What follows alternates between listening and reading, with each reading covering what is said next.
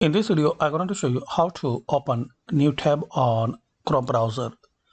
So first, as we can see, we have this tab, and this is the first tab, and here we opened like YouTube or any another site which you want to use. And if you want to open new tab, so just you need to click on this plus icon. So a new tab will open like this. And if I want to close new tab, so click on this cross icon.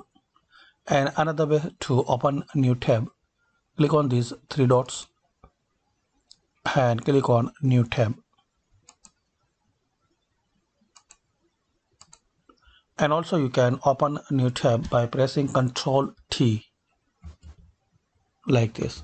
If you want to use a shortcut and keyboard, so press Ctrl T.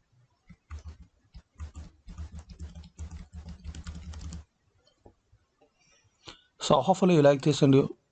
By this quick method we can know how to open new tab on Google Chrome browser. Thanks for watching.